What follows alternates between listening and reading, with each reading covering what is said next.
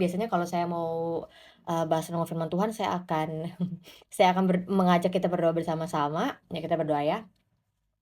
Tuhan, aku sungguh sangat bersyukur bahwa Engkau hadir bersama dengan kami di saat-saat ini, saat kami meluangkan waktu untuk baca firman Tuhan, untuk merenungkan firman Tuhan. Tuhan, biarlah kiranya Engkau berbicara kepada kami melalui firman ini, karena kami percaya bahwa Engkau adalah Allah yang hidup dan firman yang kami baca ini adalah firman yang hidup. Itu sebabnya setiap kali kami baca, kami akan dapat pemahaman dan pengertian yang lebih lagi tentang Engkau, dan membuat kami bisa melakukan kebenaran seperti yang Kau kehendaki Tuhan dalam hidup kami. Ada begitu banyak value maupun budaya yang kami terima di dunia ini yang kelihatannya benar, kelihatannya baik, tapi sebenarnya itu bertentangan dengan firman Tuhan. Itu sebabnya ketika kami luangin waktu untuk baca, untuk merenungkan firman Tuhan, biarlah kami mendapatkan prinsip-prinsip kebenaran Tuhan dan kami bisa melakukannya, dan kami bisa hidup dalam perkenan Tuhan, kami bisa hidup dalam kehendak Tuhan, dan itu bisa menyenangkan hati Tuhan. Itu aja Tuhan yang kami inginkan untuk kami bisa hidup sesuai dengan kehendaknya Tuhan, hidup sesuai dengan rencana Tuhan, hidup sesuai dengan identitas kami sebagai orang percaya. Terima kasih Tuhan, berkat-Mu melimpah, Engkau ada bersama dengan kami dan kami terima kasih-Mu, sukacita-Mu, dan damai sejahtera-Mu yang melampaui segala akal. Memelihara hati dan pikiran kami. Terima kasih di dalam nama Tuhan Yesus. Amin. Ketika hari ini kita bisa berkumpul dengan firman Tuhan, berarti ada eh, kebenaran yang Tuhan menyatakan dalam kehidupan kita. Kita membaca dari ayat yang pertama, Kisah Para Rasul 17. Paulus dan Silas mengambil jalan melalui Amfipolis dan Apolonia dan tiba di Tesalonika. Jadi ceritanya Paulus dan Silas ini masih melakukan perjalanan misi yang kedua. Sebelumnya Paulus dan Barnabas sudah melakukan perjalanan misi yang pertama, gitu ya. Nah, kita mau lanjut ke perjalanan yang kedua. Jadi Paulus dan Silas itu sampai di Tesalonika. Di situ ada sebuah rumah ibadat orang Yahudi. Jadi ada sinagoga ya, rumah ibadat orang Yahudi. Seperti biasa, Paulus masuk ke rumah ibadat itu.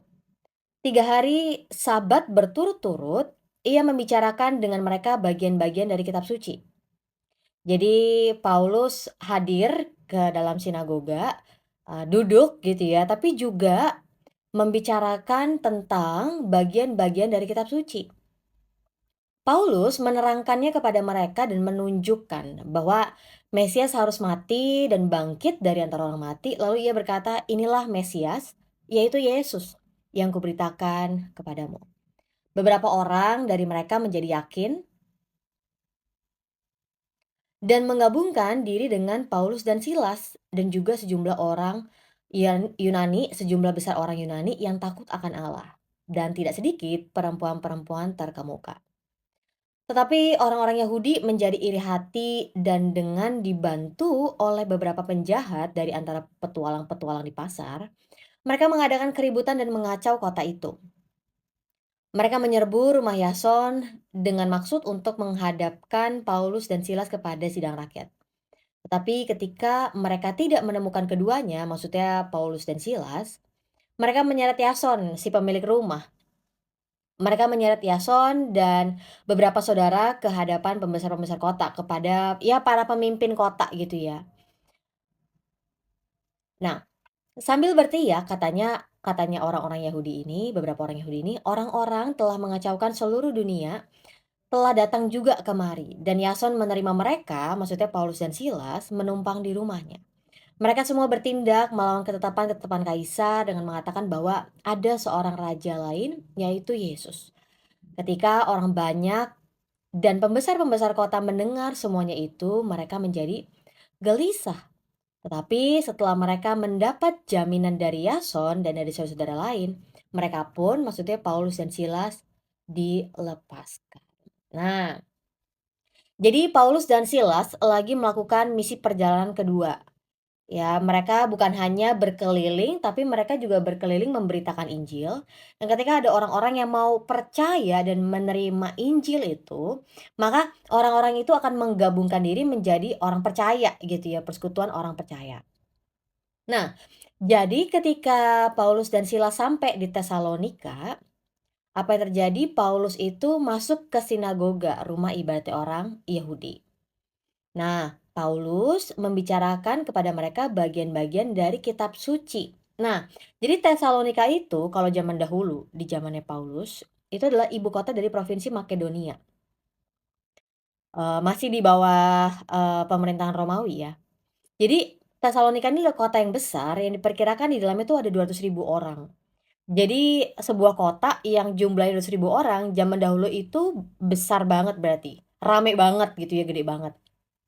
Nah, kita tahu bahwa Tesalonika ini sebenarnya ada tertulis gitu ya, surat 1 dan 2 Tesalonika gitu ya. Kalau kita baca, Paulus menuliskan juga di surat, Filipi, pasal keempat ayat 16, "Karena di Tesalonika pun kamu telah 1 2 kali mengirimkan bantuan kepadaku." Nah, jadi, pelayanan Paulus dan Silas ke Tesalonika itu tercatat gitu ya dalam surat-surat Paulus yang lainnya. Dan akhirnya kita tahu, oh oke berarti nggak cuma Paulus dan Silas memberitakan Injil di Tesalonika, ada persekutuan orang percaya di Tesalonika. Nah, jadi, Paulus itu menerangkan, nah ini yang saya suka ya, firman Tuhan mengatakan, Paulus menerangkan kepada mereka dan menunjukkan. Jadi Paulus bukan bilang, "Ayo dong ikut jadi orang Kristen, ayo kamu harus jadi ikut orang Kristen atau enggak kamu mati," gitu, tidak tidak. Tidak dengan paksaan, tidak. Saya senang banget kenapa firman Tuhan mengatakan Paulus menerangkan kepada mereka dan menunjukkan. Jadi Paulus menceritakan dan menunjukkan buktinya di dalam kitab suci orang Yahudi bahwa Mesias harus menderita dan bangkit dari antara orang mati. Jadi Mesias tuh bukan, "Oke, aku akan menyelamatkan," gitu ya, "umat pilihan Allah. Aku akan menyelamatkan orang-orang yang, tersakiti, orang-orang yang direndahkan, orang-orang yang tidak dianggap, orang-orang yang lemah." Enggak. Tetapi Paulus menerangkan dan menunjukkan bahwa Sang Mesias itu ada satu peristiwa di mana Mesias itu harus mengalami penderitaan. Nggak cuma mengalami penderitaan, tapi juga bangkit dari antara orang mati. Tidak ada manusia yang dapat bangkit dari kematian, kecuali Yesus. Itu sebabnya kemarin saya pernah lihat video, bagus banget, dia bilang sebenarnya kalau misalnya sejarah bisa diulang, apa yang sedang iblis usahakan adalah iblis ingin menggagalkan kematian Yesus. Kita lihatnya kalau misalnya dari film, Passion of Christ gitu ya, kayaknya si iblis yang selalu pakai, jubah gitu ya, yang pakai kudungan gitu kan, nggak tahu, nggak kelihatan mukanya. Kayaknya kan iblis tuh malah seneng gitu ya, Kristus itu mati. Karena dia kira dia dapat menahan Kristus di alam maut. Dia dapat menawan Kristus gitu ya, membuat Kristus jadi tawanan di alam maut. Tapi kenyataannya ada kuasa yang Yesus miliki yang membuat dia bisa mengalahkan maut. Bahkan dikatakan Yesus memegang kunci maut dan dia bisa bangkit mengalahkan kematian dan dia bisa menunjukkan kebangkitannya di antara para muridnya. Nah, jadi, Paulus menceritakan bahwa Sang Mesias itu memang harus menderita, tapi nggak cuma menderita dan mati sengsara, Mesias itu akan bangkit dari antara orang mati. Dan Paulus berkata, "Inilah Mesias, yaitu Yesus yang kuberitakan kepadamu." Nah, jadi kalau kita baca firman Tuhan, Paulus tuh tidak ada paksaan. Tapi Paulus mengajar, Paulus menerangkan bahwa semua yang tertulis mengenai Mesias itu digenapi dalam diri Yesus. Tentang penderitaan, kesengsaraan, dan kebangkitan. Nah, selanjutnya, beberapa orang dari mereka menjadi yakin. Jadi ada hasilnya ya, ada hasilnya. Orang-orang yang mendengarkan tentang Yesus itu, firman Tuhan mencatat mereka menjadi yakin dan mau menggabungkan diri. Saya senang banget karena firman Tuhan mengatakan Paulus hanya menceritakan tentang pribadi Yesus, tentang perbuatan Yesus. Nggak ada sangkut paut kayak harus gitu ya, kalau enggak nanti, gitu kan. Kalau nggak nanti kamu akan bla bla bla, enggak. Dia hanya menceritakan tentang Yesus, tentang pribadi dan perbuatan Yesus. Tetapi beberapa orang akhirnya menjadi yakin dan mau menggabungkan diri. Sebenarnya ayat apa sih yang Paulus ini sampaikan ya kan? Tentang apa sih yang tertulis di dalam, ayat yang Paulus kaitkan dengan Sang Mesias gitu kan, yang harus menderita dan bangkit, oke. Kita baca Yesaya 53 ayat 10 sampai 12. Saya bacain aja ya. Tetapi Tuhan berkehendak meremukkan dia dengan kesakitan. Apabila ia menyerahkan dirinya sebagai korban penebus salah, ia akan melihat keturunannya, umurnya akan lanjut dan kehendak Tuhan akan terlaksana olehnya. Sesudah kesusahan jiwanya, ia akan melihat terang dan menjadi puas. Dan hambaku itu sebagai orang yang benar akan membenarkan banyak orang oleh hikmatnya dan kejahatan mereka ia pukul. Ayat yang ke-12, sebab itu aku akan membagikan kepadanya orang-orang besar sebagai rampasan, dan ia akan memperoleh orang-orang kuat sebagai jarahan, itu sebagai ganti karena ia telah menyerahkan nyawanya ke dalam maut dan karena ia terhitung di antara pemberontak-pemberontak sekalipun ia menanggung dosa banyak orang dan berdoa untuk pemberontak-pemberontak. Nah, jadi, Paulus itu iya, Paulus punya latar belakang orang Yahudi, bahkan orang Farisi ya. Dan Paulus mendalami bahwa apa yang dia pelajari sebagai orang Farisi, apa yang tercatat gitu ya dalam dalam, firman Allah kepada para hamba Tuhan, itu sebenarnya menjadi sebuah penggenapan tentang pribadi Yesus.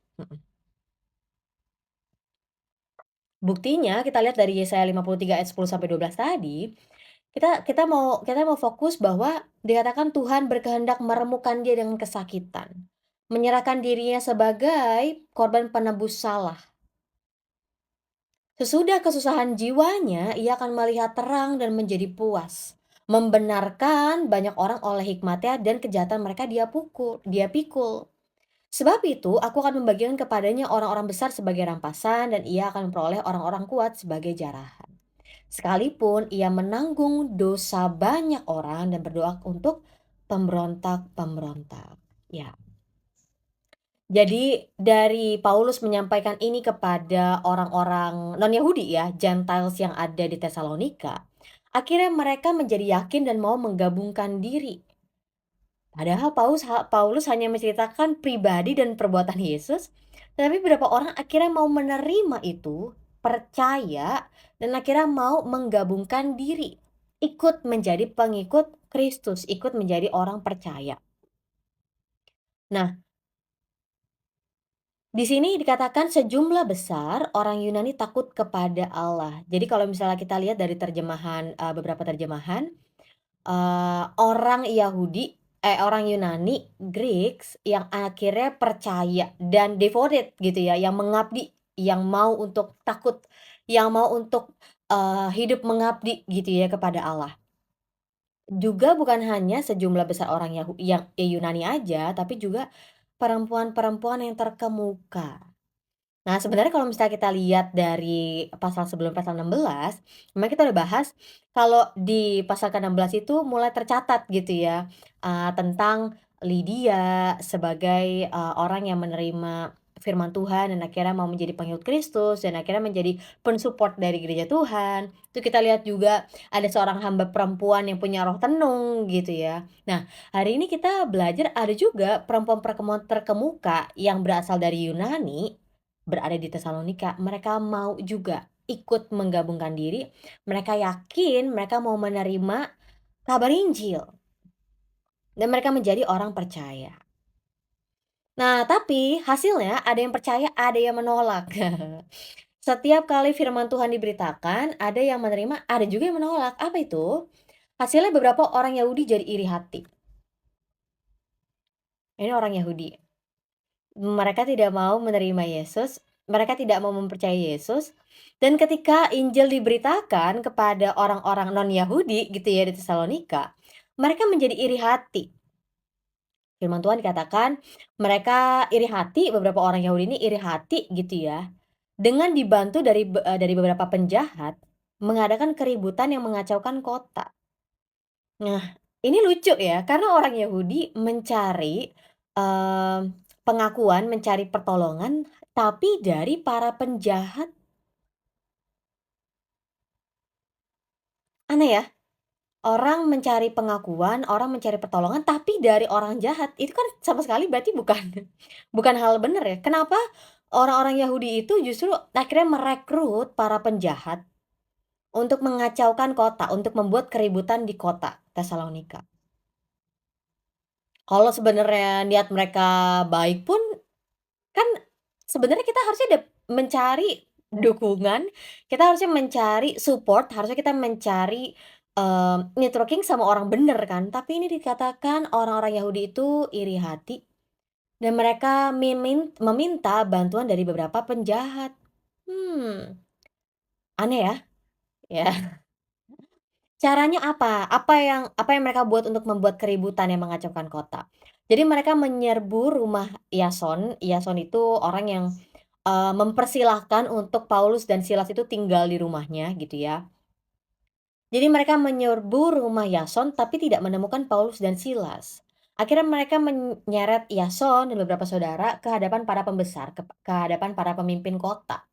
Dan mereka berteriak-teriak gitu ya, orang-orang yang mengacaukan seluruh dunia telah datang juga kemari, mereka bertindak melawan ketetapan kaisar dengan mengatakan ada seorang raja lain yaitu Yesus.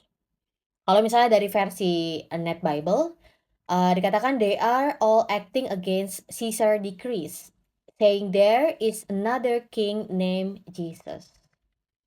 Nah, jadi kita perhatikan sebentar ya, si beberapa orang Yahudi ini karena, iri hatinya, mereka jadi bilang bahwa orang-orang yang mengacaukan seluruh dunia telah datang kemari. Itu berdasarkan fakta nggak? Enggak ya? Enggak. Buktinya tiap kali Paulus dan Silas memberitakan Injil, demikian juga para hamba Tuhan, para rasul, para penatua gereja yang memberitakan Injil, mereka tidak mengacaukan seluruh dunia, tidak.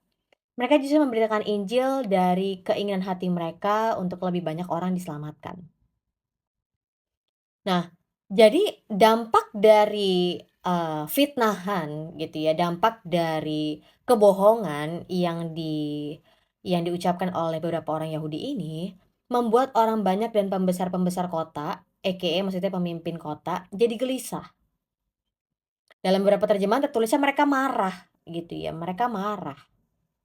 Nah, jadi saya perhatikan kok kayak ada kesamaan ya, orang-orang Yahudi yang iri hati ini dengan apa yang mereka lakukan ketika Yesus masih ada dalam inkarnasinya melayani banyak orang.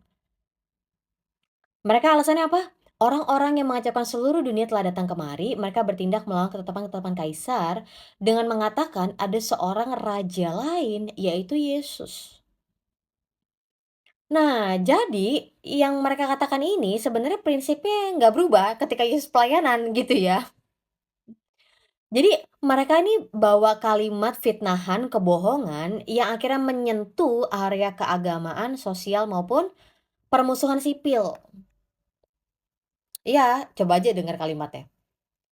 Eee, orang-orang yang mengacaukan datang kemari, mereka melawan ketetapan-ketetapan kaisar dengan mengatakan ada seorang raja lain. Ya, jadi ini menyentuh ranah keagamaan, sosial, termasuk sipil, ya, daerah saat itu, kepentingan sipil saat itu. Saya mengatakan cara iblis untuk membuat orang percaya itu menderita, strategi iblis untuk menggagalkan Injil itu nggak pernah berubah dari dulu Bapak Ibu. Strateginya selalu sama. Jadi iblis, satu sisi kita lihatnya iblis agak kurang kreatif gitu ya. Kalau kita belajar dari firman Tuhan, kita akan menemukan strategi-strategi iblis untuk menggagalkan firman Tuhan itu jadi dalam kehidupan kita. Salah satu yang saya lihat adalah dari Yohanes 19 ayat 15 dikatakan, saat itu konteksnya adalah Yesus lagi dibawa ke Pontius Pilatus gitu ya untuk diadilin, oke. Pontius Pilatus adalah, bertanya gitu ya, "Apakah engkau benar?" gitu ya, seperti yang disebutkan oleh mereka gitu ya. Jadi Pontius Pilatus lagi check and recheck gitu ya kepada Yesus, dengan empat mata. Nah, sampai akhirnya Pontius Pilatus membawa Yesus ke hadapan banyak orang gitu ya, orang Yahudi saat itu. Nah, Yohanes 19 ayat 15 dikatakan, "Maka berteriaklah mereka, enyahkan dia, salibkan dia."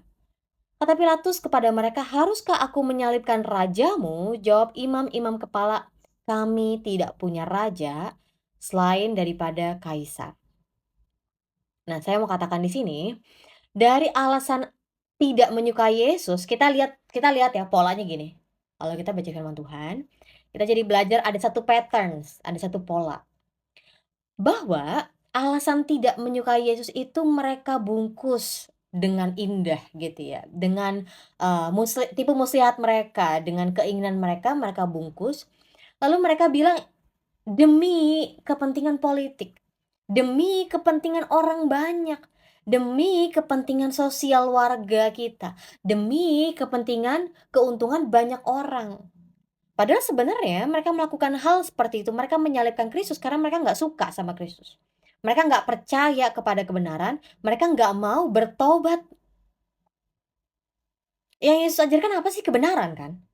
Tapi kebenaran itu begitu pahit, orang-orang Yahudi itu dengar, begitu menyakiti gitu ya, telinga maupun hati orang Yahudi, tapi tidak membuat mereka mau bertobat. Karena kekerasan, karena kedegilan hati mereka, karena dosa. Nah, jadi kalau kita lihat dari alasan awalnya nggak suka gitu ya dengan perkataan Yesus yang memang kebenaran, ya Yesus itu disalibkan bukan karena melakukan kejahatan Bapak Ibu. Karena 3,5 tahun kurang lebih Yesus melayani, Yesus bilang, "Adakah kamu lihat aku melakukan kesalahan? Adakah kamu melihat aku melakukan kejahatan?" Tidak. Tidak ada satu orang pun yang dapat, menghakimi Yesus bahwa Yesus telah melakukan kejahatan, tidak. Karena semua yang Yesus lakukan itu kebenaran dan kebaikan. Nah, tapi karena ketidaksukaan orang-orang Yahudi itu membuat mereka, ya, mau untuk mencelakakan, untuk membunuh Yesus, supaya Yesus itu nggak lagi bersama dengan mereka gitu ya. Karena apa? Mereka capek dengan kebenaran, mereka nggak mau dengerin pengajaran Yesus yang menyakiti telinga dan hati mereka. Kenapa? Karena kebiasaan lama mereka yang buruk. Karena pola hidup mereka yang lekat dengan dosa, manusia lama, yang penuh dengan kecemaran ya kan. Orang-orang Yahudi kalau misalnya bicara tentang ketekunan, wah mereka tekun banget menjalani adat istiadat mereka, tapi bukan menjalani kebenaran. Sedih ya, setiap kali saya baca kalau misalnya saya baca kitab Injil, ya ampun, harusnya ketika ada seorang yang disembuhkan, ketika ada orang mengalami pemulihan, harusnya kita bersukacita. Tapi justru respon kebanyakan orang Yahudi apa? "Ih, ini kan lagi hari Sabat, kok kamu malah jalan? Kok kamu malah membawa, tandukmu?" Loh, padahal orang itu baru disembuhkan, kenapa sih orang Yahudi itu tidak merasakan sukacita yang sama ketika ada orang lain yang disembuhkan, yang dilepaskan, yang dipulihkan? Tapi mereka malah nggak suka karena mereka mencintai adat istiadat di atas dari kebenaran. Sayang banget ya. Nah, jadi saya mau katakan bahwa dari dulu ketika Yesus, melayani, kita lihat bahkan dari perjanjian lama sebenarnya ini prinsipnya ya, bahwa dari alasan tidak menyukai kebenaran, beberapa orang jadinya membungkus ketidaksukaan mereka dengan menyebut, "Ini akan mengganggu kepentingan politik, ini akan mengganggu kebanyakan orang, ini akan mengganggu kepentingan banyak orang, ini akan mengganggu, kepentingan-kepentingan sosial, akan mengganggu damai sejahtera," gitu ya. Wow, jadi karena ketidaksukaan mereka terhadap kebenaran, mereka jadi bungkus ketidaksukaan mereka itu dengan kepentingan banyak orang. Apakah sampai hari ini itu masih terjadi? Masih. Kita lihat beberapa orang, mungkin nggak cuma bicara tentang, keagamaan aja deh. Ada seseorang yang berani untuk speak up the truth, akhirnya apa? Akhirnya berusaha untuk dibikin cedera, berusaha untuk dibuat menderita, bahkan kalau bisa dibunuh supaya bungkam.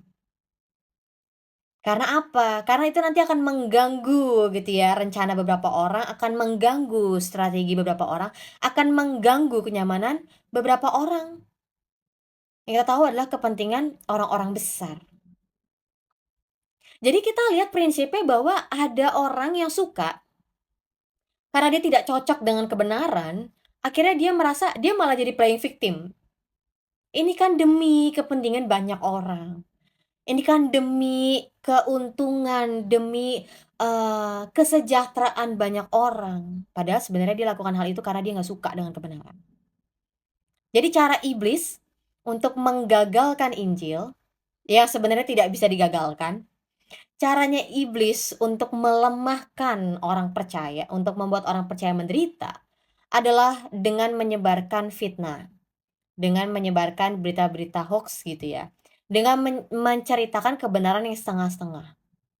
Dan Bilangnya apa? Demi kepentingan banyak orang. Waduh, bener nggak demi kepentingan banyak orang? Kita baca ya. Nah, jadi sebenarnya kecemburuan atau kalau misalnya kita lihat dalam beberapa terjemahan bahasa Inggris nggak cuma kalau dalam bahasa Indonesia bilangnya iri hati ya, tapi juga disebut jealousy, envy, kecemburuan yang dialami oleh orang-orang Yahudi itu karena pemberitaan Injil terus semakin berkembang. Apa yang terjadi? Sebenarnya di Pisidia Antioquia di Kisah para Rasul 13 ayat 45 itu udah terjadi Bapak Ibu. Ketika Paulus, juga memberitakan Injil di Ikonium, itu juga terjadi. Ketika Paulus memberitakan Injil di Listra, itu juga terjadi. Terjadi apa? Orang-orang Yahudi, karena kecemburuan mereka, karena iri hati mereka, mereka jadi mau bergerak untuk menentang Paulus. Untuk menentang pemberitaan tentang Yesus. Nah, jadi sekali lagi ini yang saya senang ya, setiap kali kita baca firman Tuhan, konfirmasi demi konfirmasi gitu ya, kita jadi akhirnya belajar bahwa, oh ini jadi patterns ya, karena ini bukan cuma sekali 2 kali, iya. Jadi orang yang awalnya cemburu, orang awalnya yang, iri hati, orang yang awalnya, jealous gitu ya, karena ada beberapa orang, "Ih kok mereka kelihatannya hidupnya lebih oke sih," gitu kan, "mereka kok kayaknya bisa berbahagia sih?" Karena kecemburuan itu membuat dia jadi membuat hidup orang lain menderita. Sampai hari ini masih ada nggak kayak gitu? Masih. Sampai hari ini setiap kali Injil diberitakan, ada orang-orang yang nggak suka. Ada orang-orang yang nggak tahu kenapa mereka benci, mereka nggak suka. Padahal mereka belum juga untuk mendalami kekristenan. Mereka mendalami kekristenan hanya di kulit-kulitnya. Mereka belum juga mengenal Kristus. Tapi mereka sudah masuk di dalam, udah terjebak dalam asumsi yang mereka bangun sendiri.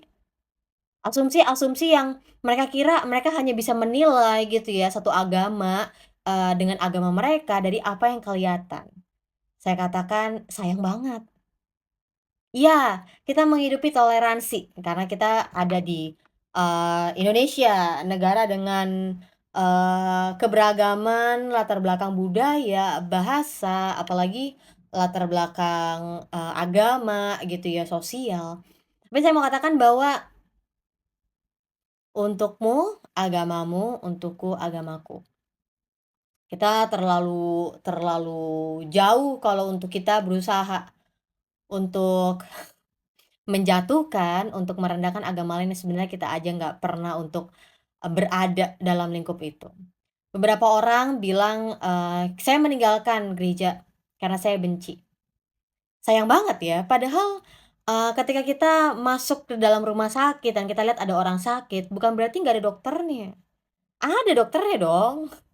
Itu sebabnya orang sakit masuk ke rumah sakit, karena perlu dokter dan obat.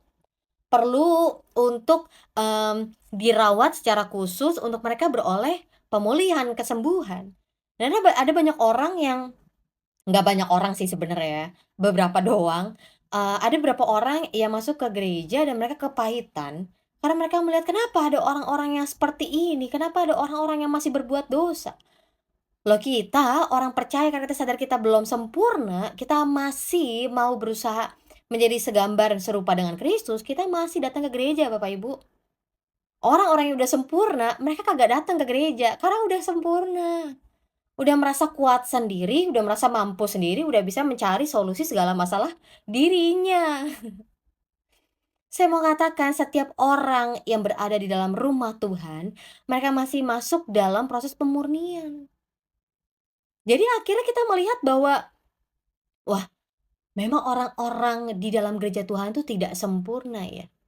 Ya, dan itu bertujuan untuk kita saling membentuk, saling menghargai dengan keterbatasan kita, dengan kelemahan maupun kelebihan kita saling mengasihi. Jadi kalau misalnya ada orang-orang yang di dalam gereja gitu ya, mereka mencari kesempurnaan, bukan di bumi cari kesempurnaan Bapak Ibu, nanti di surga.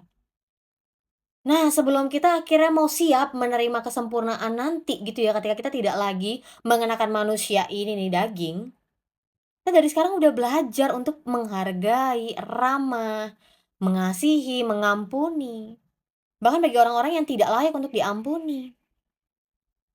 Iya dong, kalau misalnya kita hanya mengampuni orang-orang yang layak buat diampuni, berarti kita belum mengerti makna kasih. Kenapa? Kristus telah mengampuni kita, Kristus telah menebus dosa kita, Kristus telah mengasihi kita, bahkan ketika kita belum kenal Dia. Ketika kita belum mengenal siapa Dia, Dia udah mati di kayu salib demi kita.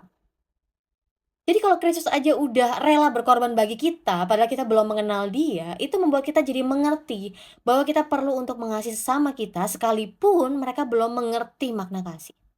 Sekalipun kita belum mengerti, sekalipun orang terdekat kita belum mengerti makna pengampunan, gak apa-apa. Memang itu perlu waktu. Siapa kita yang bisa kasih pengertian kepada orang, "Eh, berubah loh," gitu, nggak ada. Nggak ada yang bisa mengubah orang. Ada beberapa orang merasa hebat, merasa dirinya bisa mengubah orang tuanya, merasa dirinya bisa mengubah tetangganya, merasa dirinya bisa mengubah pasangannya. Saya mau katakan kita nggak bisa mengubah sesama kita. Yang bisa menyentuh hati manusia dan mengubah orang ya, hati orang itu cuma Tuhan, cuma Roh Kudus. Kenapa? Ya karena kita manusia yang terbatas gitu. Kita mau berusaha untuk saya pun ketika bagiin Injil ini, saya cuma bertujuan untuk memberitakan Injil, itu aja. Saya cuma mau bagiin renungan, itu aja. Bapak Ibu kalau misalnya nggak setuju atau nggak suka, nggak apa-apa. Tapi menurut saya kebenaran adalah kebenaran sekalipun orang nggak suka. Kebenaran tetaplah kebenaran sekalipun kita rasa tidak cocok, nggak relate, nggak relevan bagi gue. Oh nggak apa-apa. Karena kebenaran itu eksis sendiri gitu ya, nggak bergantung dari pengakuan orang lain, nggak bergantung dari respon orang. Kebenaran tetaplah kebenaran, ya. Sama halnya dengan standar kebenaran Allah. Sekalipun orang-orang nggak suka gitu, kenapa sih Allah itu, tegas banget, nggak ada apa dispensasi gitu ya, kenapa sih semua dosa itu harus berujung dengan maut, kenapa sih dosa itu selalu, jatuhnya selalu ada konsekuensi yang nggak enak, selalu ada resikonya yang nggak enak, yaitu standarnya Allah. Sekalipun kita nggak suka, sekalipun kita nggak cocok, tapi itu tetaplah kebenaran. Nah, makanya kalau kebenaran itu bisa dipengaruhi oleh beberapa orang, kebenaran itu bergantung mmm, dari pengakuan orang atau respon orang, itu bukan kebenaran, itu opini. Nah, jadi kita tahu ya dari sebelumnya nggak cuma di Tesalonika, karena kecemburuan, karena jealousy dari beberapa orang Yahudi, akhirnya timbullah gitu ya gerakan menentang Paulus dan orang percaya.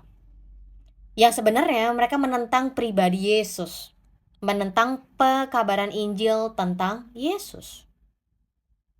Nah, terus kita lihat, kita mau belajar ya, apakah benar demi kebaikan banyak orang, yang seperti tadi orang Yahudi katakan, apakah benar gitu ya, mereka mengacaukan, eee, banyak orang saat itu dengan keberadaan Paulus dan Silas? Enggak ya, yang dikacaukan justru kepentingan politik beberapa orang. Kenapa? Karena Eee beberapa orang Yahudi ini mengatakan bahwa mereka, orang percaya ini, kumpulan orang percaya ini, bertindak melawan ketetapan-ketetapan kaisar dengan mengatakan ada seorang raja lain yaitu Yesus. Maksudnya adalah, oke, orang percaya itu punya satu, mmm, harapan, satu kepercayaan, satu iman bahwa raja mereka adalah Yesus Kristus. Dan kita percaya semua orang, Kristen dimanapun berada sekarang, mereka percaya, mereka menantikan Yesus, sebagai raja yang secara utuh gitu ya, terjadi dalam hidup kita dan, kita akan bersama dengan raja kita dan kita sebagai warganya. Nah, jadi, Kristus itu yang terutama gitu ya, pemimpin terutama bagi orang percaya. Nah, si beberapa orang Yahudi ini mengatakan bahwa dengan adanya raja lain yang bernama Yesus, sebenarnya orang-orang Kristen ini memberitakan, hal-hal yang akan melawan, hukum-hukum kaisar. Terus, orang-orang banyak dan pembesar-pembesar kota jadi gelisah. Nah, ini kan menarik ya, kalau misalnya mereka anggap Yesus adalah manusia biasa, harusnya mereka nggak insecure gitu dong, mereka nggak perlu untuk khawatir. Toh juga Yesus kan sudah mati kalau mereka beranggapan seperti itu. Berarti ada kebenaran di dalam nama Yesus, berarti ada kebenaran di dalam pribadi Yesus, dalam perbuatan Yesus yang mereka nggak disangkal. Sampai mereka heboh gitu ya, dari kota ke kota, kota ke kota lain gitu ya. Orang-orang Yahudi ini masih aja ngejer nih kelompok orang percaya. Berarti ada kebenaran yang mereka coba untuk sembunyikan. Berarti ada kebenaran yang mereka masih usahakan untuk tutupin. Berarti pribadi Yesus itu luar biasa. Amin. Pribadi Yesus itu, perbuatan Yesus itu luar biasa. Ya, makanya orang-orang Yahudi nggak tenang. Mereka nggak cuma stay di Yerusalem, mereka bergerak ke daerah-daerah lain. Nah, jadi apakah yang dilakukan oleh orang-orang Yahudi dengan mengatakan gitu ya, mereka mengacaukan seluruh dunia, berarti mereka mengutamakan gitu ya kebaikan banyak orang. Bener nggak sih? Bener nggak sih mereka lakukan itu demi kebaikan banyak orang? Saya mau katakan pemberitaan Injil yang terjadi dari zaman dahulu sampai zaman sekarang, tujuannya bukan kita menambah-nambah jumlah jemaat Bapak Ibu, saya nggak pegang gereja. Saya hamba Tuhan yang penginjilan, khususnya untuk memberitakan Injil kepada orang-orang yang, udah percaya, tapi di dalam proses, pemurnian mereka berjalan bersama dengan Tuhan, menjadi orang percaya, mereka di tengah jalan mereka, mengalami, goncangan gitu ya, termasuk orang-orang yang belum kenal Kristus. Jadi pemberitaan Injil bukan bicara tentang kita mau merebut, mau menarik jumlah orang-orang percaya di orang-orang beragama di luar sana untuk jadi menambah jumlah orang Kristen, tidak, tidak. Kita memberitakan Injil karena kita pengen semua orang mengenal dan mengetahui pribadi dan perbuatan Yesus. Iya, kita pengen semua orang menerima kasihnya Tuhan, menyaksikan Tuhan nyata dalam hidup mereka dan mereka bisa dilepaskan dari dosa dan dari belenggu penguasa roh-roh jahat yang ada di udara. Karena peperangan yang dialami oleh orang percaya bukan peperangan secara jasmani, bukan. Mungkin ada Bapak Ibu yang nggak suka gitu ya dengan, saya bagiin firman Tuhan hari ini. Saya nggak sebel sama Bapak Ibu semuanya, itu terserah keputusan Anda. Yang saya mau bagikan adalah kita perlu tahu kebenaran firman Tuhan supaya kita dilepaskan dari belenggu penguasa-penguasa roh-roh jahat. Karena peperangan kita bukan melawan manusia, bukan melawan darah dan daging. Peperangan kita orang percaya melawan penguasa-penguasa roh-roh jahat di udara yang masuk, yang menghasut, yang ada menyetir manusia. Kayak orang-orang Yahudi ini kan kesian. Mereka dari satu daerah ke daerah lain heboh gitu ya, kayaknya, Paulus dengan santai memberitakan Injil, tapi mereka yang ribut gitu di belakang. Paulus di Pisidia Antiokhia, mereka datang ke Pisidia Antiokhia, Paulus ada di Ikonium, mereka ke Ikonium gitu ya. Paulus ada di Listra, mereka ke Listra, Paulus ada di Tesalonika, mereka ke Tesalonika, gitu kan. Saya juga menarik nih, saya kalau misalnya bagiin firman Tuhan jam 2 selalu setiap kali bahas Kristus rame. Apa yang terjadi? Saya bukannya melawan setiap manusia yang ada di sini gitu ya, tapi karena roh-roh jahat yang mencengkram orang-orang karena ketidaktahuan mereka, akhirnya mereka masuk tuh untuk meramaikan, tapi nggak apa-apa. Puji Tuhan, nama Tuhan dimuliakan. Puji Tuhan hari ini makin banyak orang dengan kebenaran. Karena saya percaya Injil harus tetap diberitakan kapanpun dan dimanapun kita berada. Kita memang tidak bisa mengubah hati manusia, kita tidak bisa mengubah pikiran manusia, nggak bisa. Tetapi hanya Roh Tuhan yang dapat memakai kebenaran ini untuk membukakan mata hati, ya, membukakan pikiran manusia sehingga mereka mau menerima kebenaran. Saya nggak tahu kapan Roh Kudus akan menyentuh hati manusia. Saya nggak tahu kapan seseorang akan menyerahkan hidupnya dan mau percaya kepada Yesus. Tapi kapanpun itu selagi ada kesempatan, saya mau memberitakan Injil. Kenapa? Karena saya nggak mau hanya saya dan beberapa orang percaya yang ada di sini, saya tahu ada beberapa orang, akun yang ada di sini, mereka orang-orang yang udah mengenal dan mengalami Kristus. Dan kita nggak mau hanya kita, orang-orang percaya yang mengalami dan menerima Kristus. Kita mau lebih banyak orang mengenal Kristus, kita mau lebih banyak orang mengalami kasih Kristus. Kenapa? Karena itu keren banget. Dan kalau selama kita hidup kita nggak mengenal kasih Kristus, sayang.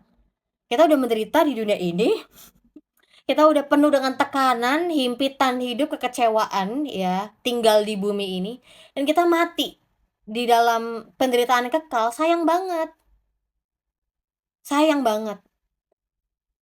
Jadi apa yang terjadi dong? Kita semuanya rindu. Orang percaya kita semua rindu supaya lebih banyak orang bisa mengenal Kristus. Yang adalah harapan, yang adalah hidup, yang adalah kebenaran. Kalau kita hanya mengandalkan opini kita, ya seperti Yesus katakan bahwa, ada orang yang membangun rumahnya, ya dasar rumahnya di atas pasir, dengan pasir. Ada orang yang membangun dasar rumahnya dengan batu. Oh, kelihatannya dua-duanya bisa bangun, kelihatan dua-duanya, wah bagus nih rumahnya berdiri. Tapi lihat ketika angin datang, ketika hujan datang, ketika ombak tinggi datang, apa yang terjadi? Apa yang terjadi? Akhirnya rumah dengan dasar pasir itu akan roboh. Kita berusaha untuk membenahi, bagian-bagian nggak bisa, selain harus diruntuh ulang gitu ya, dirombak ulang dari dasarnya. Nah, jadi orang yang menerima perkataan Kristus, orang yang mempercayai perkataan Kristus adalah orang yang membangun dasar rumahnya dengan batu, di atas batu. Jadi kalau misalnya angin bisa datang, angin, kencang bisa datang, hujan, badai bisa terjadi, tetapi rumah itu kan tetap berdiri karena dasarnya Kristus. Tapi kalau kita hanya mau membangun hidup kita, yang kita akan hidupi 80, 90 tahun, panjang umur 120, capek juga 100 tahun ya hidup di dunia ini penuh dengan penderitaan. Saya mengatakan kalau kita hanya mau bangun dasar hidup kita dari opini orang lain atau dari perasaan emosi kita atau dari hanya opini-opini kita aja, ketika badai hidup itu datang, hancur hidup kita, goyang. Dan beberapa orang akhirnya milih jalan keluar macam-macam, yang akhirnya tidak bertujuan baik. Jadi nggak perlu tunggu gitu ya, nggak perlu tunggu usia 50 tahun gitu, kita mengalami badai hidup yang, gitu kan. Kak, jangankan 50 tahun, saya ngalamin quarter life of crisis aja kayak, berat banget gitu kan, usia 25 tahun ngalamin. Sekarang banyak banget sih tekanan hidup tuh dari mana aja ada datang gitu ya. Saya mau katakan bahwa setiap kali badai hidup itu datang, sebenarnya itu adalah kesempatan yang Allah berikan untuk kita review hidup kita. Dasar hidup kita tuh apa? Tujuan kita hidup itu apa? Apa kita tujuan hidup hanya untuk, happy-happy? Saya mau tanya, apakah hidup ini hanya penuh dengan happy-happy? Beberapa orang menaruh harapannya ketika menikah, maka saya akan bahagia. Dan ada begitu banyak orang yang akhirnya mengakhiri pernikahannya karena tidak bahagia. Karena tujuannya salah. Kalau menikah hanya dengan tujuannya bahagia, mending nggak usah menikah. Kenapa? Karena resiko menikah itu lebih banyak. Tapi saya mau katakan resiko tidak menikah juga lebih banyak lagi. Dan itu keputusan masing-masing ya, mungkin ada bapak ibu di sini yang punya karunia selibat gitu ya, atau memang, sukanya sendiri aja, ya nggak apa-apa juga. Tapi saya mau katakan apa tujuan kita hidup? Apakah kita tujuan hidup, oke, cuma untuk kerja, sekolah, kerja, nikah, punya anak, that's it. Sayang banget. Kenapa?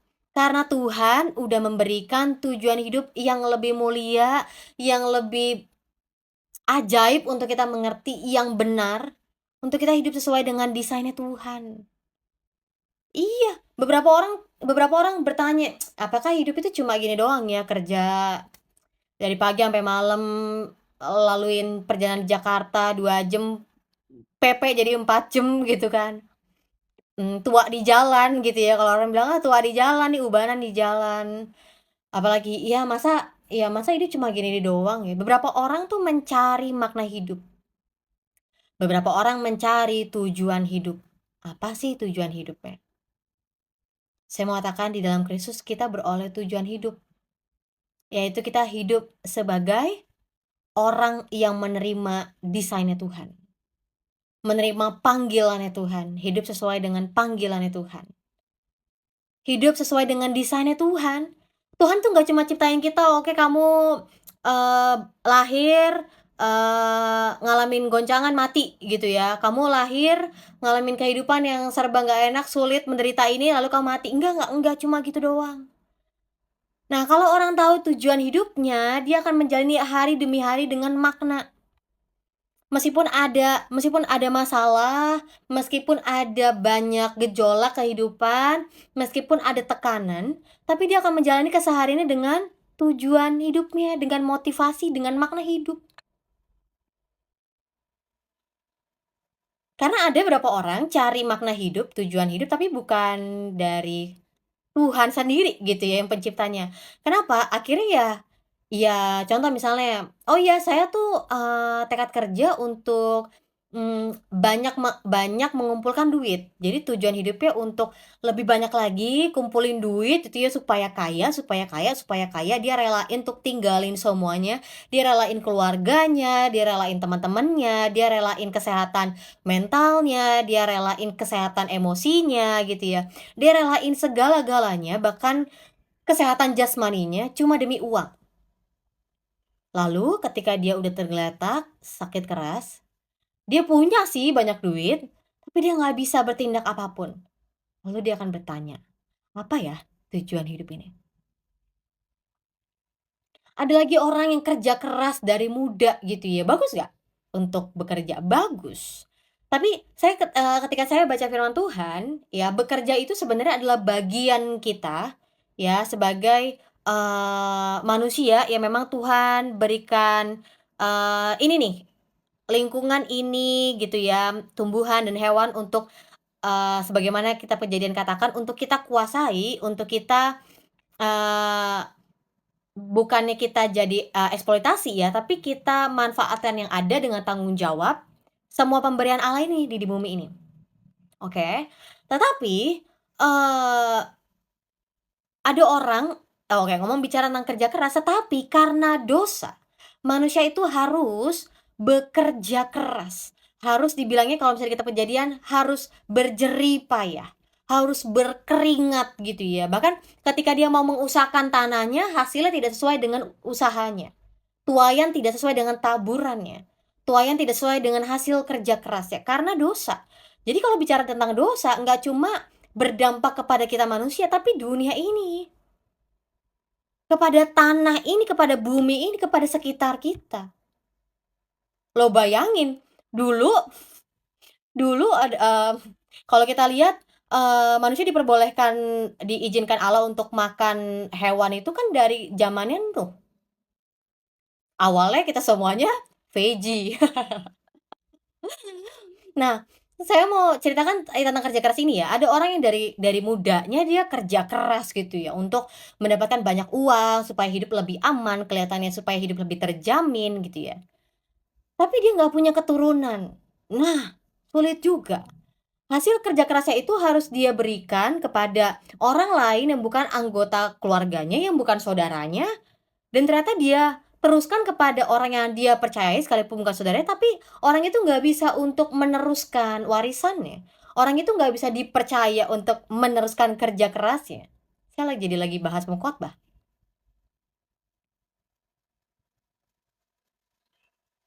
Karena ada banyak orang yang kayak gitu.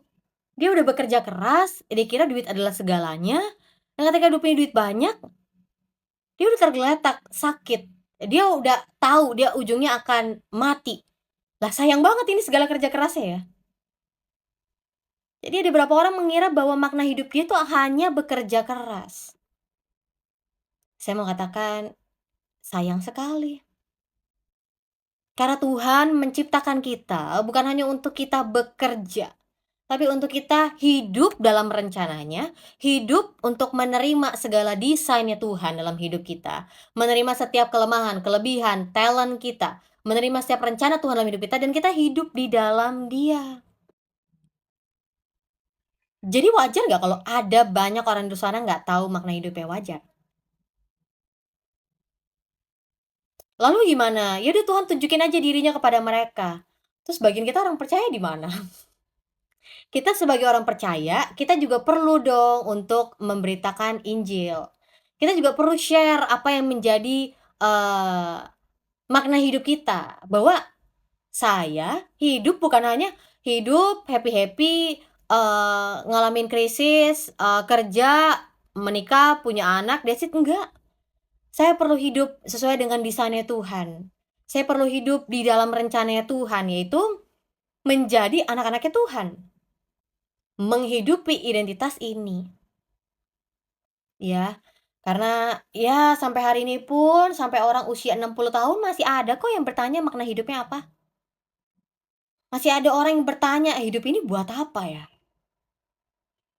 Ya, jadi bagian kita orang percaya kita bisa share ke mereka, tujuan hidup kita apa. Kita bisa bagiin bahwa makna hidup ini bukan tentang mengejar kebahagiaan terus. Karena mau kita mencari kebahagiaan terus, nih, ada satu tempat dalam hati kita, kepuasan itu nggak akan bisa untuk terpenuhi. Apa ya, the sense of longing gitu ya, sebuah kepekaan untuk kita pengen untuk terpenuhi itu nggak bisa. Karena dalam diri manusia itu ada sebuah ruang hampa yang hanya bisa dipenuhi dan dipuaskan oleh pencipta kita.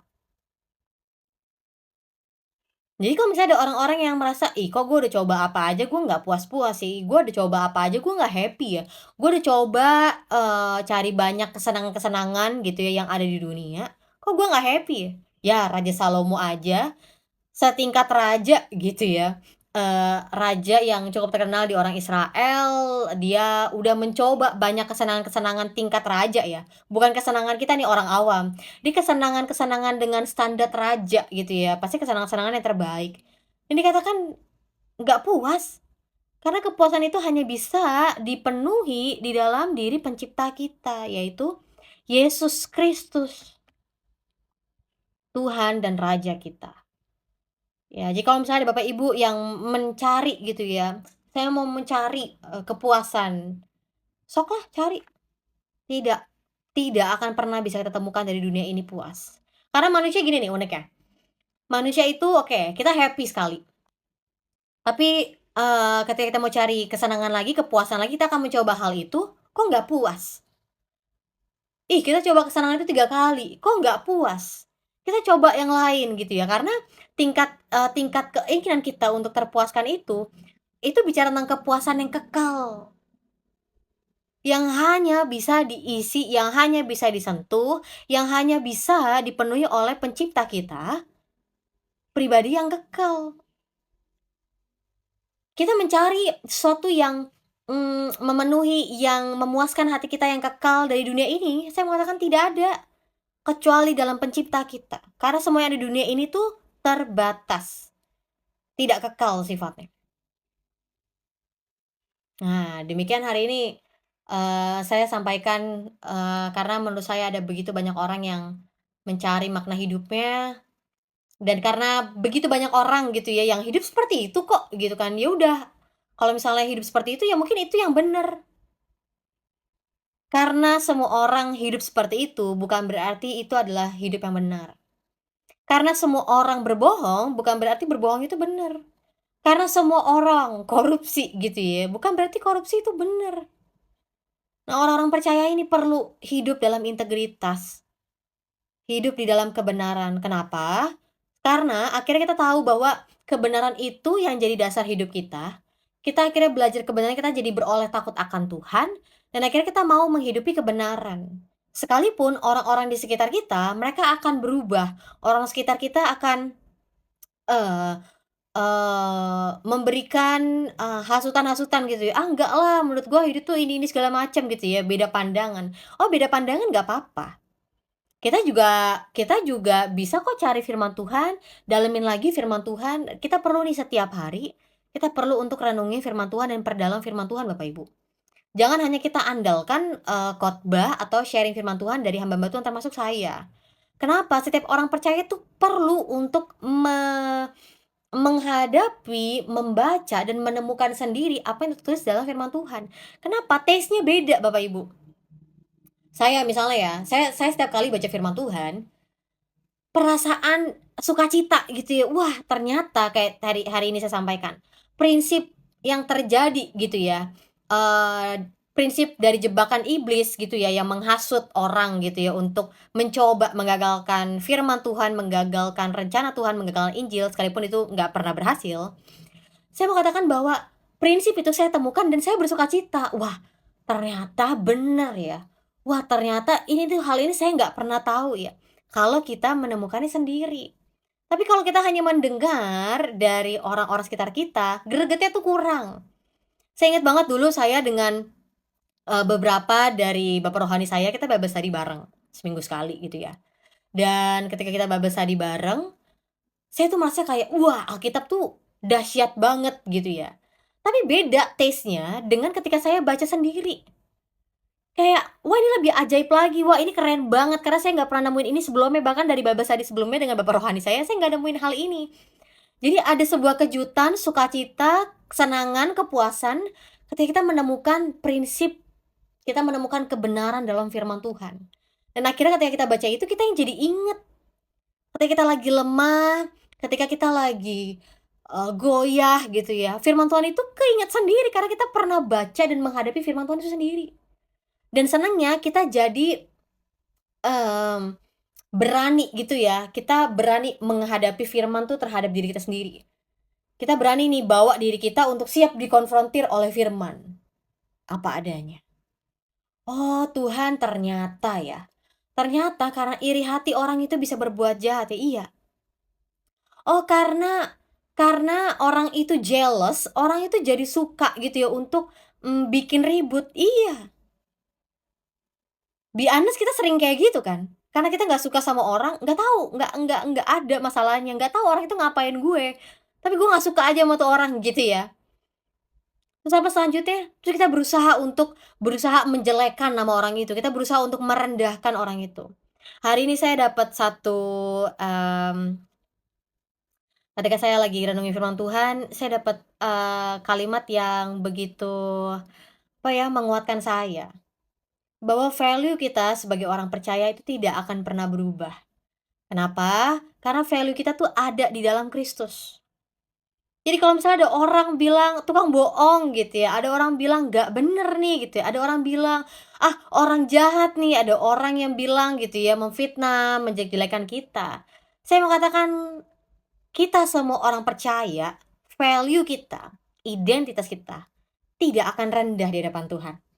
Karena itu aman, itu ada di tangan Tuhan. Sekalipun orang di sekitar kita menganggap kita rendah, tapi di mata Tuhan, value kita tetap, identitas kita secure di dalam Tuhan. Jadi apapun yang orang lain lakukan, karena saya melihatnya gini sekarang, terutama di sosmed ya. Kalau di dunia nyata mungkin orang-orang tuh nggak terlalu berani gitu ya untuk tampil berhadapan gitu.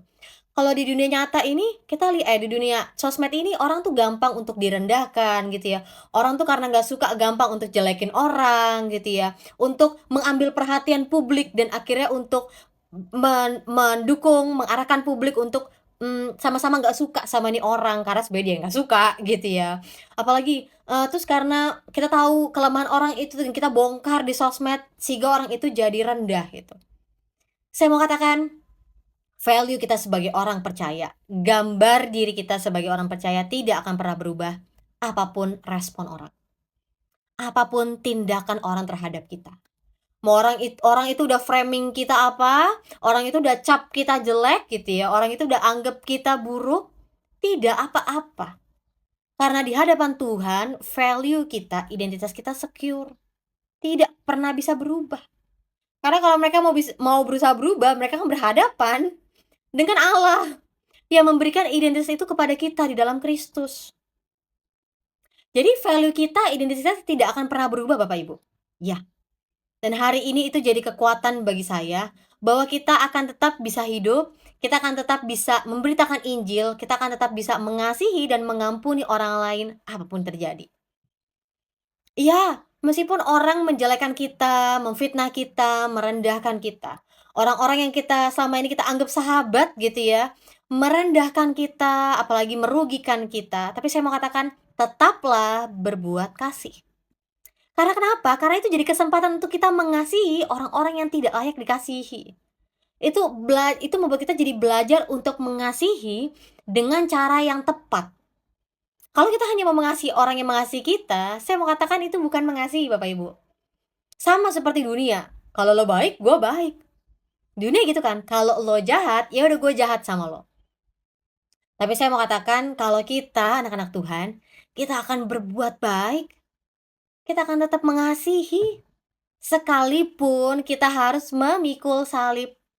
Mhm. Sekalipun kita harus menanggung semua penderitaan gitu ya, kesesakan, kesengsaraan karena Kristus, nggak apa-apa. Justru itu menjadi bukti bahwa kita murid Kristus loh. Tuhan, aku murid Engkau. Aku hari ini tetap melakukan kebaikan, aku tetap melakukan kasih, sekalipun orang itu tidak mengasihi aku. Kan yang dapat berkatnya kita juga Bapak Ibu. Yang telah menerima berkatnya kita juga. Ya jadi jangan kita, gampang goyah ya dengan pengakuan manusia lain. Saya tahu, zaman-zaman sekarang kita mudah gitu ya untuk menaruh value kita, identitas kita di atas pengakuan atau persetujuan orang lain. Tapi saya mau katakan bahwa kita sudah mendapatkan perkenanan Allah. Buat apa kita cari perkenanan manusia? Saya senang banget firman Tuhan katakan, "Kalau aku masih mencari pengakuan manusia, berarti aku bukan hamba Kristus." Kalau aku masih mencari pengakuan manusia, aku bukan hamba Kristus. Dan kita orang percaya adalah hamba Kristus. Kita mengutamakan Kristus dalam hidup kita. Amin. Puji Tuhan, hari ini firman Tuhan selesai diberitakan. Kita belajar hari ini beberapa orang Yahudi ya iri hati dengan pemberitaan Injil Yesus dan mereka menyebarkan fitnahan. Tetapi dari penolakan, kesengsaraan gitu ya, penderitaan yang mereka sebabkan kepada orang percaya maupun Paulus, apakah Paulus selesai memberitakan Injil? Apakah Paulus udah, nggak mau lagi memberitakan Injil? Udah, nggak mau deh, nggak mau lagi bicara tentang Yesus? Tidak. Kita besok akan belajar kelanjutan dari pemberitaan Injil kepada daerah lain yaitu daerah Berea.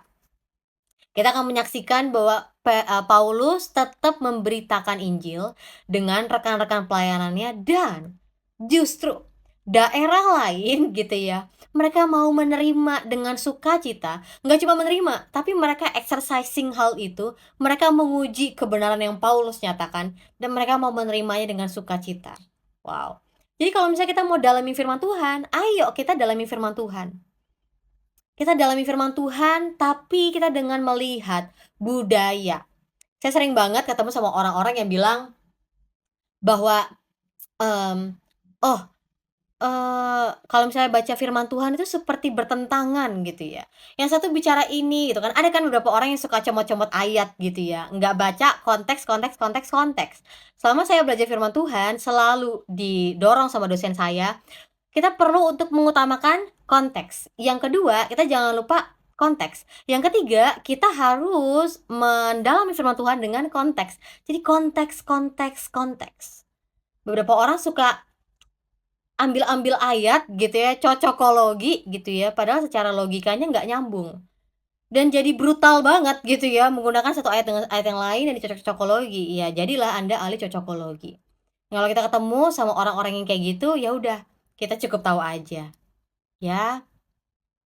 Nah, terima kasih semua pada hari ini, saya sudah selesai untuk memberikan renungan firman Tuhan.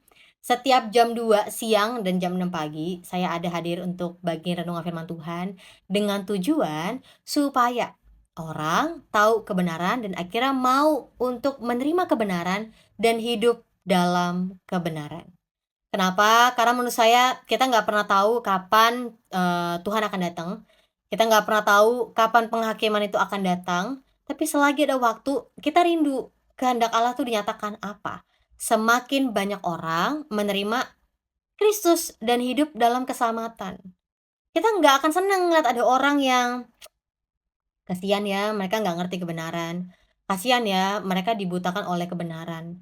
Kita kasihan, timbul belas kasihan dari kita untuk kita mau, Tuhan kalau saya bisa beroleh kemerdekaan dan pembebasan dari belenggu dosa, saya juga mau dong untuk orang ini juga mengalami kebebasan dari belenggu dosa. Tuhan, kalau saya sampai hari ini bisa hidup karena perkenanan Tuhan, saya rindu dong orang-orang lain dapetin perkenanan Tuhan juga. Kalau misalnya saya bisa dapetin segala berkat jasmani dan rohani dalam Kristus, saya rindu untuk orang juga bisa mengalaminya. Karena itulah kita mau untuk memberitakan Injil. Nggak apa-apa kalau misalnya ada orang-orang yang akhirnya hari ini mereka belum mengerti. Hari ini mereka belum nyantol gitu ya di otak mereka. Mereka cuma masuk di sini gitu ya, telinga kanan, nggak masuk ke telinga kiri, mental gitu ya, nggak apa-apa. Tapi tetap kita perlu beritakan kebenaran karena kita nggak tahu kapan seseorang itu disentuh oleh Roh Kudus dan membuka hatinya kepada Kristus. Kita nggak pernah tahu seseorang itu akhirnya akan bertemu dengan Kristus. Dan setiap firman Tuhan yang diberitakan, saya percaya nggak akan kembali dengan sia-sia. Tapi itu akan bekerja dengan karya Roh Kudus dan itu akan berbuahkan kebenaran. Ya, mungkin kita nggak pernah ketemu sama, orang-orang ini gitu ya secara secara langsung, tapi mungkin kita ya, mungkin kita ada kesempatan ketemu lagi nanti dalam kekekalan ya, kita nggak pernah tahu kan, kita beda pulau mungkin kan, kita beda kota gitu ya, nggak mungkin untuk bisa atur ketemuan. Tapi siapa tahu, suatu hari kelak gitu ya, saya merindukan setiap kali saya beritain Injil, setiap kali saya beritain kebenaran firman Tuhan, saya rindu banget ketika nanti ada di surga nanti gitu ya, saya akan ketemu sama orang-orang yang, wah gitu ya, mereka mendengar Kristus karena melalui pernah hadir di live TikTok, karena mendengar kebenaran, saya rindu itu. Saya rindu lebih banyak orang juga terima kasih ya Tuhan, ketika saya lagi bagiin makanan-makanan gratis. Saya ketika bagiin makanan gratis, saya nggak bagiin, "Tuhan Yesus memberkati," gitu ya, "God bless you," gitu kan, "Ini Tuhan Yesus, ini anak Tuhan Yesus," tidak tidak. Tapi saya setiap kali saya bagiin makanan, saya cuma, "Tuhan, biar setiap orang itu tahu kasih-Nya Tuhan, setiap orang tuh tahu bahwa Tuhan masih ada pelihara mereka, sekalipun mereka udah berjuang setengah mati gitu ya, bekerja keras untuk mereka bisa hidup. Tuhan dengan makan ini yang terbaik yang saya bisa berikan bagi mereka, biarlah mereka tahu bahwa ada Tuhan yang sustain hidup mereka, yang pelihara hidup mereka, yang jaga hidup mereka. Dan suatu saat kelak kita bisa ketemu, wah gitu kan, "Saya kok kayak masih inget ya Pak mukanya," gitu. Jadi setiap kali saya, bagiin makanan gratis, saya yang justru diberkati Bapak Ibu. Saya justru malah yang didoain gitu ya, saya malah banyak yang terima, berkat, saya malah banyak terima, apa ya, kesukaan ketika melihat ada orang-orang yang saya bisa bagiin makanan. Ya, saya bagiin makanan, itu mulai dari bulan apa ya, ini ada Kajagat. Pertama kali waktu itu tunggu, ini Mei, Maret Maret. Maret kita mulai untuk bagiin makanan gratis, dan akhirnya sampai bulan Mei ini kita ada untuk bagiin makanan gratis. Ya, jadi, kasih kita yang kita terima, kita kan udah terima nih kasih Tuhan, eee, kita terima kasih karunia Tuhan, kita terima belas kasihan Tuhan, wah udah banyak banget terima ya. Saya percaya itu nggak akan hanya untuk kita alami buat diri kita doang. Kita mau untuk kita berikan juga kepada orang lain. Kita nggak mau hanya kita doang yang terima berkat itu ya. Saya percaya setiap orang yang udah mengalami dan menerima kasih Tuhan, mereka willing untuk mereka jadi saluran kasihnya Tuhan. Mereka willing, mereka mau untuk terima, kesempatan, "Tuhan aku mau untuk mengasihi orang lain." Ya, beda banget sama apa yang diajarkan dunia. Kalau dunia bilang ya hidup buat diri lo sendiri, lo harus bergantung dengan diri lo sendiri, lo harus berjuang dan kekuatan lo sendiri. Tapi saya mau katakan kita nggak bisa untuk bergantung kepada kekuatan kita. Buktinya apa? Kita tahu kelemahan kita masing-masing kan. Kita nggak bisa untuk mengandalkan diri sendiri. Kita nggak bisa untuk, eee, kita hanya mau hidup berdasarkan opini kita sendiri, berdasarkan, idealis kita sendiri, nggak bisa. Kita perlu Tuhan. Iya. Nah, itu aja yang hari ini saya mau bagikan. Terima kasih untuk hari ini. Ada banyak yang hadir ya. Halo semua, selamat, sore, selamat siang menjelang sore, mungkin beberapa daerah udah sore ya. Halo, shalom. Nah, jadi, eee, kalau melatih hidup di dunia dengan kesendirian kita nggak akan tahan hidup di kerajaan sorga. Tunggu, ini akun yang sering muncul ya? Cuma ganti foto ya? Theophilus Vincent Erickson, halo hadir. Nih ada Yesi Anunut juga, aku kayak baru lihat. Oke, ya itu aja sih yang mau saya sampaikan hari ini. Firman Tuhan udah selesai, saya hanya bagiin renungan firman Tuhan, itu namanya prejudis. Nggak apa-apa dong. Oke, ini Theophilus, hadir. Theophilus mau naik? Ya, jadi untuk, beberapa yang sering hadir, di live TikTok saya itu memang jarang untuk menimpali ini ya, menimpali debat. Kenapa? Karena tujuan saya itu bagiin renungan firman Tuhan supaya kita bertumbuh. Bertumbuh iman kita, bertumbuh pengenalan kita akan Kristus. Kenapa? Karena saya, sering ngelihat audiens saya itu kebanyakan orang-orang awam. Dan saya hanya sayang aja gitu ya 5 menit, berdebat, dengan orang yang saya udah tahu, dia tetap aja akan keras kepala dan degil hatinya. Jadi saya akan tetap berfokus untuk memberitakan, mmm, firman Tuhan yang bertujuan untuk membangun iman seseorang. Jadi kalau misalnya mau debat, nggak apa-apa debat, cuma saya nggak akan timpalin gitu ya.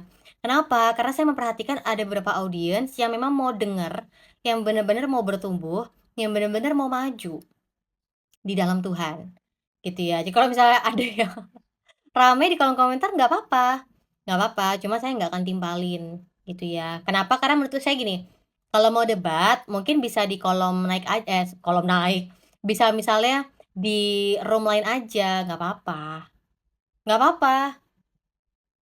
Tapi kalau misalnya di room saya, tujuannya untuk membangun tubuh Kristus. Iya dong, karena ada banyak orang yang nggak ke-reach nih sama gereja. Bahkan mereka gereja tiap hari Minggu, tapi gereja cuma duduk, ibadah, selesai, pulang.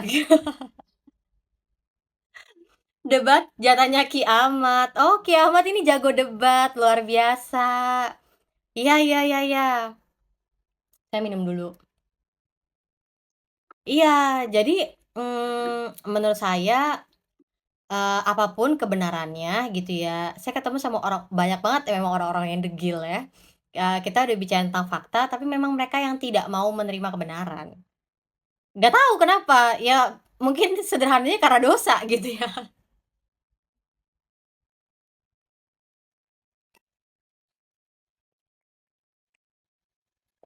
Nah, jadi, eee, saya banyak belajar loh dari Kakak host, enggak lah, kita belajar sama-sama. Jadi, setiap kali saya live, tujuan saya itu untuk membangun tubuh Kristus gitu. Ya, karena saya pernah dengar, bener-bener denger gitu ya, ada seseorang yang, masuk di live, TikTok saya. Nah, waktu itu saya masih live di malam hari, di jam 7, 2023, di sekitar bulan Maret, April gitu. Seorang bapak-bapak, saya inget banget dia bilang, setiap kali masuk ke live room Kristen, "Saya capek Mbak," gitu, karena debat mulu. Memang ada porsi masing-masing tadi yang Ki Ahmad bilang ya, ada porsi masing-masing. Dan maksudnya kayak, ya saya akhirnya menemukan audiens saya tuh kebanyakan orang awam yang kita perlu untuk tahu firman Tuhan dan melakukan firman Tuhan. Jadi nggak cuma dapat informasi tok, tapi kita jadi pelaku juga, gitu. Nah, jadi iya ya saya ingat enggak, itu dulu banget. Dulu banget, bahkan bukan saya pakai live ini ya, bukan pakai saya room ini, ada room yang lain gitu. Jadi bapak itu kayak kita ketawa-tawa juga kayak, "Oh iya ya Pak, iya ngerti ada porsinya masing-masing," dan kayak ya udah kita lebih banyak bahas, firman yang membentuk kita yuk, yang membangun kita, yang menguji kita, yang menegur kita gitu.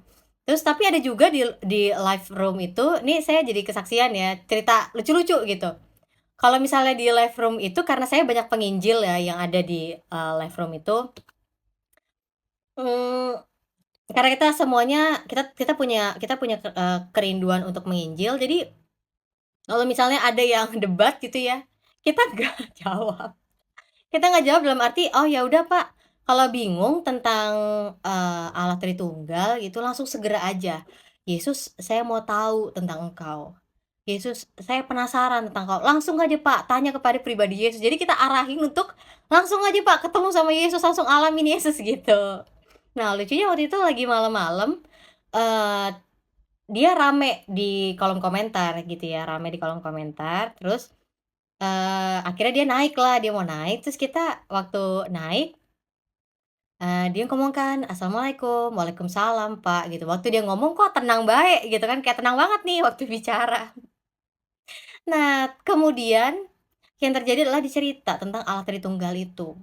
Jadi, menurut pemahaman dia ketika dia masuk ke room-room Kristen, yang terjadi adalah akhirnya sebenarnya dia mengerti makna tentang Allah Tritunggal itu. Dan justru dia mencari tahu kenapa harus Yesus yang datang ke dunia dan mati menderita, kenapa, gitu. Dan akhirnya kita jelasin, dan dia puji Tuhan, kita bilang, "Pak, seandainya sampai jam 3:30 pagi nggak bisa tidur," karena dia cerita ya, dia kayak nggak tenang gitu sampai 3:30 pagi dia nggak bisa tidur tentang Allah Tritunggal itu. Kita langsung bilang, "Kalau misalnya nanti nggak bisa tidur lagi, langsung aja Pak, Yesus, Tuhan orang Kristen,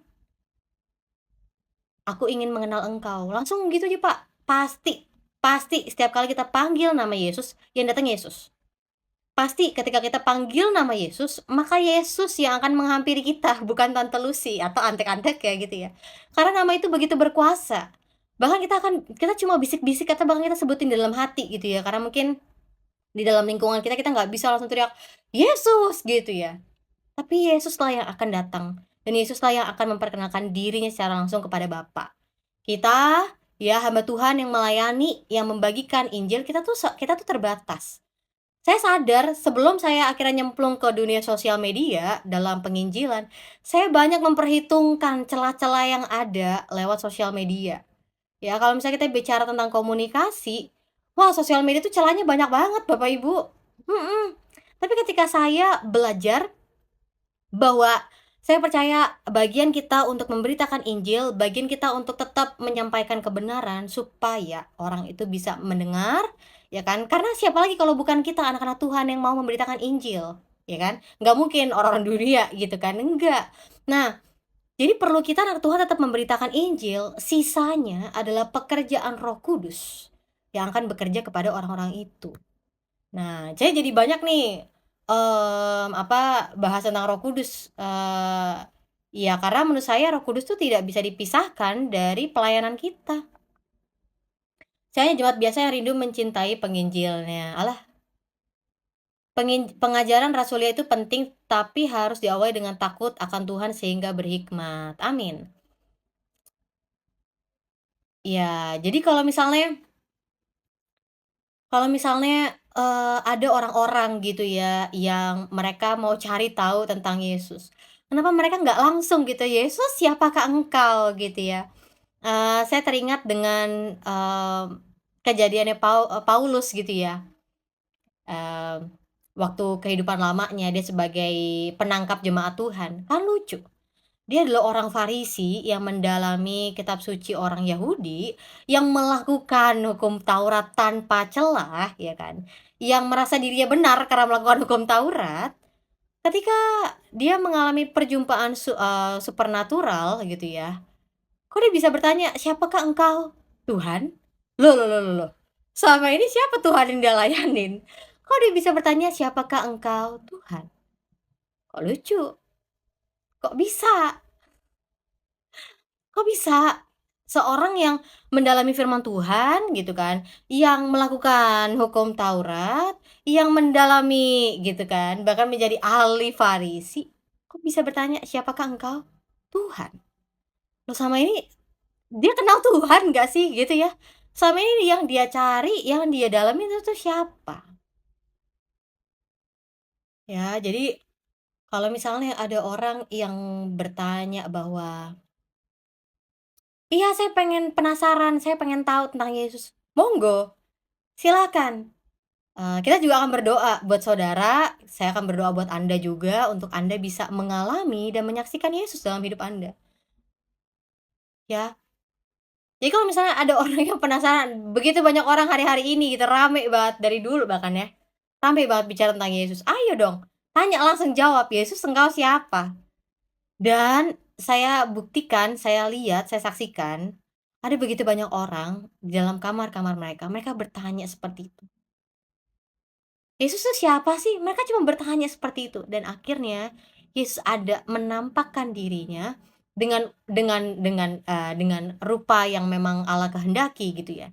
Menunjukkan bahwa Dia adalah Yesus, Allah yang hidup, yang bertata di langit, di bumi, yang akan menjemput kita kedua kali, yang akan menjadi hakim atas dunia ini. Ya, itu dia. Nah, ini rame lagi, setiap kali kita bahas tentang Yesus, rame lagi. Ya udah tanya aja, "Yesus engkau siapa?" Tanyalah. Karena saya percaya ada begitu banyak orang yang nggak gentleman ya.